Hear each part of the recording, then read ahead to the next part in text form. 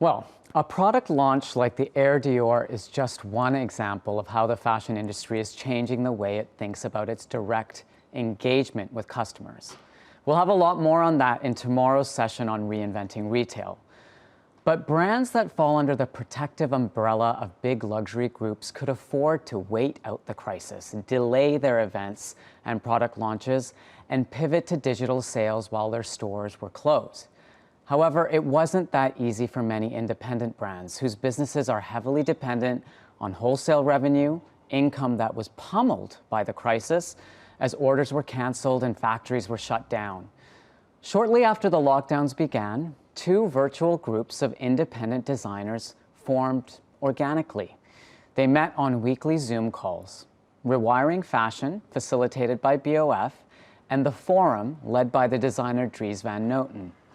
A few months later, within a few days of each other, both groups published manifestos, encouraging the industry to think differently.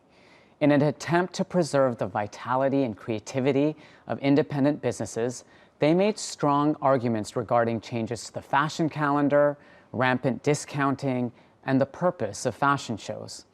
Listening to those conversations was a defining moment of the crisis for me. For the first time, designers were openly sharing their challenges, frustrations, and worries about the future of their businesses. And they were also helping each other, sharing knowledge and market intel. In an industry that's traditionally valued keeping up appearances over open exchange and vulnerability, this was something new, something I'd never seen before in fashion. So today, we're excited to announce that going forward, Rewiring Fashion and The Forum are now joining forces. It's another step in collaboration. And so for an update on progress and the work that remains to be done, I'm pleased to introduce three of the leaders in this movement to build a better fashion industry. Anya Hindmarsh, who's here with me in the Voices studio in London, Stefano Martinetto, who's the head of Tomorrow, and Dries Van Noten, who joins us from his studio in Antwerp, Belgium. Welcome to all of you. Thank you.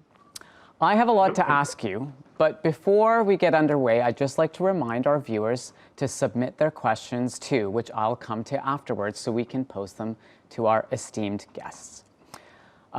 So I want to start this by asking a very specific conversation about these groups that had formed during the pandemic. And Dries, maybe we'll start with you. What was the most important thing that you learned as part of being in the Forum and having those conversations on a weekly basis with all the retailers and independent brands? It was a very big change for us because it was a very open discussion. So our group of people was really existing, was kind of a cross-section of the fashion industry. There were retailers, there were e-commerce people, there were kind of fashion show people who organized fashion shows. There was a PR company involved. So we had a very good cross-section. And what was really like the most new thing for us, that there was very open discussion. People of big department stores discussing in fact how they could cope with COVID, if the stores could reopen, all those type of things. So the openness was really the biggest change. Once we started the discussion, of course, for us, the main issue to change something that definitely in fashion was changing the sales dates and to avoid that summer clothes were delivered in winter and winter clothes delivered in summer. So that was for us the main topic that we started to work on. Okay. Stefano, let's go to you. For you, what was your main learning from being part of Rewiring Fashion? Well, clearly the openness and the transparency with which every member of the panel discussed their problems and the issues. All of a sudden we realized that an entire generation of independent designers were endangered, relying on wholesale business. All of a sudden there was no market out there for them. So how to sort out the situation, basic problems, inventory, cash flow. It was wonderful to see the more expert among the panel to contribute with their knowledge.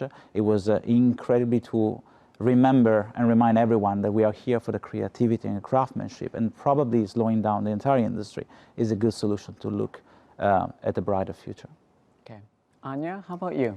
Well, I mean, I think the collaboration, I think we all felt that was really powerful, actually. And I think obviously you solve problems by not just thinking about yourself, but collaborating as an industry. And I think we all felt that. I think what was exciting was that we all had the same challenges, whatever sector or I'm accessories, are slightly different, but everyone has the same issues. And I think there was a power to coming together, actually, and sharing those problems and realizing we could actually affect change. And that was really exciting. And I think, as Dries said, the overriding issue that we were trying to discuss, and I think everyone was sort of aligned, is the sort of the shift in the dates that's happened, as in the discount periods have moved forward. And it's sort of caused a bit of chaos, honestly, not only for brands, but for customers and for the planet. So I think we were all aligned in what we were trying to achieve. Okay. Let's break down one by one some of the things that have come up. I wanted to start with the wholesale model, and so around the time of the lockdowns, a lot of the designers that I was hearing from were not getting positive messages of support from wholesalers. And this is after years of the wholesale model being broken, the sales that were happening in some of the US department stores and some of the online players. So, I'll throw this one to you first, Anya. What is the future of wholesale, or the role of wholesale in our industry now, when it's so easy for us to reach customers directly? Well, I think, probably the play is much more direct. That's probably is a big chunk of the future. Wholesale still has a very important role. They have a very sort of engaged local customer base. They've been a long time in the market. They can amplify what you're doing in a brilliant way. And when you partner with a wholesale store or partner, you can really make a big difference. It's really exciting, I think. So there's still absolutely a role. I think there is going to be a cull, honestly. I think there's going to be, as we're seeing, honestly, at the moment. And I think that with COVID, we are absolutely sort of suffering from the pandemic. But there is also, this is sort of a number of problems that have come together, which perhaps has accelerated some changes, as we've seen. So it's still really relevant, but there's a change. And I think the fact that you can now go much more direct to a customer allows you to frankly, sort of dictate a bit more on your dates, and you don't necessarily have to kind of go with the rules of wholesale. So it puts the power a little bit on the other foot, I think. And on the whole, my experience was pretty actually positive. Throughout this, talking to our partners, and we'll talk about dates, but we made some big changes to our timetable, and everyone was very supportive, actually. But one of the issues, of course, was that we normally have an export guarantee insurance. So when we ship something, we're insured, and a lot of those insurances fell away, which was quite a challenge. Okay. Dries, you made the unusual decision mid-pandemic to open a retail store, which in Los Angeles, which I think speaks a little bit to the way you're thinking about your business. But going forward, post-pandemic, how does the Dries Van Noten business think about working with the wholesale clients? I think we need definitely the perfect combination. We need a combination of online, which I think is going to be more and more important in the future. But for me, online can only exist when you have, besides that, also a very good, solid way of showing in brick and mortar store your collections. Can be your monobrand stores, can be our own stores, like the one that we have now in LA. But I think also, for me, there is a very strong future in multi-label stores. Quite often now, you feel that there is kind of new energy there. Already before the crisis started, you feel that there is in less expensive neighborhoods, you have young people who start to do a very personal take on fashion, and very personal selection, something which is very curated. And in that way, for me, the three elements really can go hand in hand. You have those more smaller boutiques, you have the existing, the big department stores, which of course stay important. We have our own stores, but that in combination with the online. But I think we have to review also what the brick and mortar store can be, because I think just showing clothes and that's it, forget it, that's not going to work anymore. I think you can have the same experience and much more practical than on e-commerce. So I think we have to offer different things. So we have to tell a story. We have to tell really to show why the clothes are more expensive than high street labels. We have to give kind of a full package of support to people who come to the store, to explain them and to tell them a beautiful story, and that they fall in love with the product and with the garment or with an accessory what we show to them. Okay. Stefano, you work with a lot of young designers, and maybe their experience with the wholesale model during this period, I mean, how did it work out for them? Well, it's obviously extremely challenging. I echo Dries' unusual decision. We invested into a retail store over the lockdown, Machiné in Soho. The notion that wholesale is dying is most appropriately defined as bad wholesale is dying. When you have a curation, when you have a personal relationship, when you have a local retailer who actually knows their customers, an art gallerist who curates a selection of artists, I like to define them, well, that's certainly a moment of connection, curation, relationship, which will be thrived. Nobody selling to Machiné or to the Broken Arm, for example, feels that wholesale is dying. Like I'm not feeling that going to my local fishmongers is outdated. What about these like really big wholesale clients, the big online players that started discounting, you know, very early, like the big American department stores? I mean, these are the kinds of companies that dominate the wholesale market. Yes and no. Yes and no. For independent designers, the online stores, the larger, bigger online stores are dominating. The big department stores are not, and haven't for quite a long time. I'm a big fan of having a rational approach to the business and looking the flow of the money.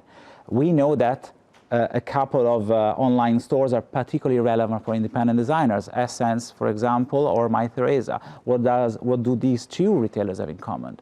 Relentless talent scouting and support for independent designers, and full price sales, a larger portion of full price sales. We have been following the wrong mission of selling stuff, overselling stuff, producing more stuff, dropping product in the season where the customer wasn't interested. Would you buy a down jacket in May or April? Probably not, unless you have a trip. So we have to go back to the drawing board, rethink the entire cycle, give space to creativity. No, you can't ask a designer to come out with 6, 8, 9, 10 collections a year, because that's a factory, that's cookie cutting, is not allowing them to express themselves. Probably less collections, more time to develop the product, less product delivered in the right seasonality is also a viable future for a quality wholesale. Okay. We've touched on discounting a couple of times already, and it was a real bugbear for Dries in particular, the kind of discounting calendar. Dries, are you happy with the progress that's been made thus far around discounting dates? You know, I mean, Stefano alluded to part of the problem, which was like overproduction, and you know, everyone had too much stuff, and they started, you know, trying to get rid of it early. But do you feel like we've made some progress in this discounting issue?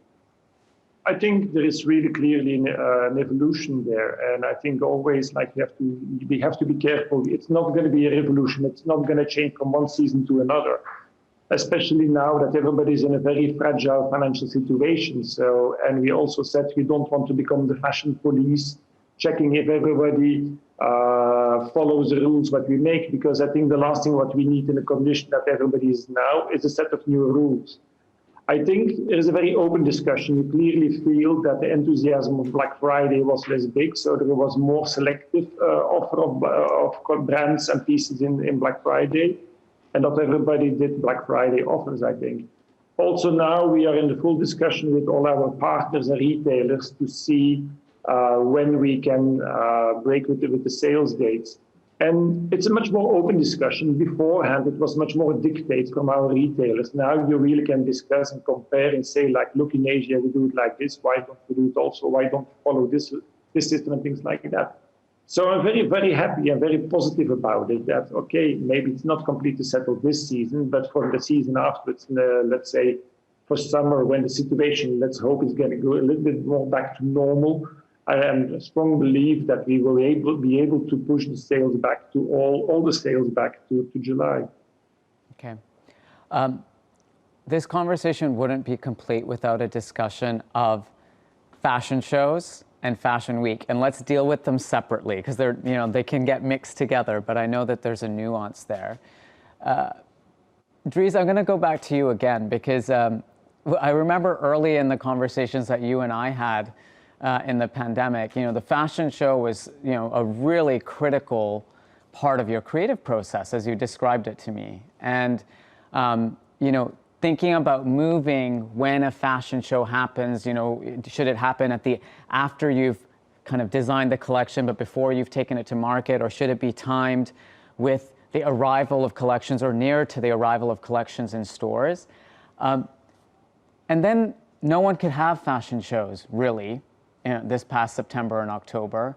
And you had to do something completely different. You know, you were this devotee of the fashion show, and then you did the amazing photo shoot with Vivienne Sasson, which just, you know, blew everyone away and traveled all over social media. I mean, how has your view of the role of fashion shows changed? So, of course, for us, fashion shows was always like the grand finale of the creative process. So when the pandemic started, for me, it was like a catastrophe. I really didn't know how we could bring the emotion to all those people, to the buyers, to the press, to the final customer.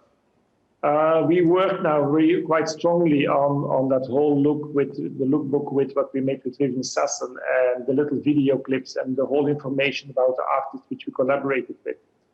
And in fact, we discovered that the emotion was there. People were really reacting very strongly on that. And we appreciated, in fact, all the extra information, also that they could turn back to all the information, that they could read more about it if they wanted. So it completely changed my attitude. It's not that I say now, okay, I'm never going to do fashion shows again. But I have a much more open mindset now, because I think now this season, we know that in January and March, there are not going to be fashion shows again. So we embrace it. We kind of embrace the limitations what we have. So we use, in fact, the fact that we can't do a fashion show as a starting point to think about our collection and the way that we're going to communicate about it. So we turn it completely around as a positive aspect. Later on, I don't know how it's going to go, but for me, also, the whole discussion about in season or not in season, I think everybody's experimenting now. You clearly see that everybody does now tryouts. People learn so fast. I think all the creative people with all the brands, all the independent brands, they learn really fast. And you see now already that, okay, things went well, sometimes well and sometimes less well for the first time. But I'm very curious to see what everybody's going to show now in January and February, because I think the real creative explosion we can expect only now. Yeah, there's been a lot of learning in the last few months, for sure. Anya, you changed your fashion show strategy a while ago, and you have said to me that fashion shows in the kind of old system are just not relevant anymore. Why is that? Well, I only can speak for myself, because I think they obviously it's different for everyone. I mean, I think a fashion show is brilliant to Dries' point about emotion and the finale of the creative process, all of which I think is really relevant. We felt for us that we were spending a lot of money and making a huge amount of, it felt quite wasteful, honestly, for 9 minutes. Obviously, you create content, which is really important, and you engage the customer. But we actually moved to doing more sort of citywide pieces and even locals. We might do something in Japan, for example, instead, where we felt it was more inclusive. I think that was something that actually was very well received by our sort of customer base, and it felt open, and they didn't feel it was sort of the industry only and excluded. So I think at the point when fashion shows started being sort of opened by Instagram, it felt then in a way this sort of quite exclusive thing. So it was nice to open it up. And I just creatively, I like chopping and changing. I think it's nice to be able to actually to move to what feels right for the collection. So we will do that and respond. In fact, our last show, in inverted commas, was actually closing all our stores and filling it with 90,000 used water bottles. So there are many ways to do a show, I think.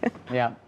Well, we're almost out of time. I did want to ask all of you, you know, what do you think can now be accomplished with the kind of merging of these two groups that have been operating over the last 9 months? I mean, what role can this kind of new merged entity play in kind of helping to define whatever the future system is like? And, you know, I think it's become clear to all of us that new system is not going to be born overnight, right? It's going to be a system that is going to slowly come together and form, probably in a quite organic way. So Dries, we'll go to you first, and then I'll take it to Anya and Stefano. You know, what can happen now with these two groups? What role can they play in the industry?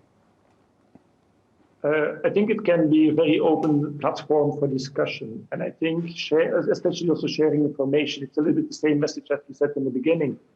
I think it's a new factor that people talk to each other. And it's not only designers together with designers, but I think even more important, it's like retailers, e-com players, people like that also who share information in a different way than always like client and retail and brand.